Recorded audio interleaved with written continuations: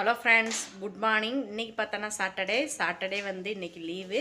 இன்றைக்கி நம்ம வீட்டில் என்னென்ன சாப்பாடுன்னு பார்க்கலாம். வாங்க வீடியோக்குள்ளே போகலாம். வீடியோ ஃபுல்லாக பாருங்கள்.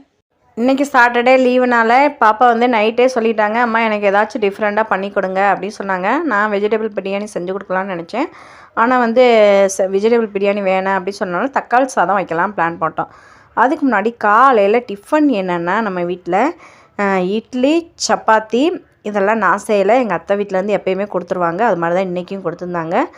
அதுக்கடுத்து இன்றைக்கி தக்காளி சாப்பாடுக்கு புதினா கொத்தமல்லாம் வாங்கி எல்லாம் ரெடி பண்ணி தக்காளி சாதம் ரெடி பண்ணிவிட்டு அதுக்கடுத்து முட்டை கிரேவி மாதிரி வச்சுக்கலாம் அப்படின்னு ரெடி பண்ணணும்.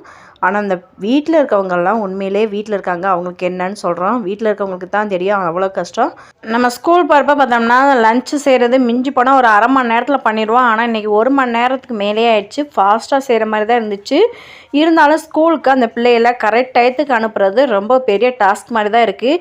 இன்றைக்கி நான் நேர்லேருந்து பார்க்குறப்ப என் மக கிளம்பி போகலையும் நான் பட்டப்பாடு. அப்பப்பா லஞ்ச் பேக்கில் எடுத்து வைக்கிறது, தண்ணி ஊற்றுறது, லஞ்ச் பேக் பண்ணுறது இதெல்லாம் எனக்கு கொஞ்சம் புதுசாக இருந்துச்சு. ஏன்னா நான் டெய்லியுமே எங்கள் பாப்பாவுக்கு நான் எடுத்து வைக்க மாட்டேன். எங்கள் வீட்டில் எங்கள் அத்தை தான் எடுத்து வைப்பாங்க. இன்றைக்கி நான் எடுத்து வச்சனால அப்போ ஒரு பிள்ளையை கிளப்பி ஸ்கூலுக்கு வந்து சேரங்குள்ளேயும் எவ்வளோ கஷ்டம். நம்ம ஈஸியாக ஏன் லேட்டுன்னு கேட்குறோம். இன்றைக்கி தான் தெரியுது ஸ்டூடெண்ட்ஸ் எவ்வளோ ஃபீல் பண்ணி பேரண்ட்ஸ் அனுப்பிவிடுறது ரொம்ப கஷ்டம்தான். எல்லாமே காலையிலே நாங்கள் சமைச்சு முடிச்சிட்டோம். தக்காளி சாதம் வச்சேன். அதுக்கடுத்து முட்டை கத்திரிக்காய் எல்லாம் போட்டு ஒரு குழம்பு மாதிரின்னு சொல்லலாம், குருமா மாதிரி வச்சு எல்லா வேலையும் முடிச்சாச்சு.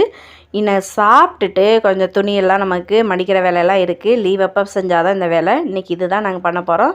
நான் இட்லி சப்பாத்தி சாப்பிட்டேன். எங்கள் ஹஸ்பண்ட் வந்து இல்லை இன்றைக்கி சாதம் தான் வேணும்னு சொன்னாங்க, எடுத்து வச்சாச்சு. நீங்கள் என்ன சாப்பிட்டீங்கன்னு சொல்லிட்டு மறக்காமல் கமெண்ட் பண்ணுங்கள். தேங்க்யூ.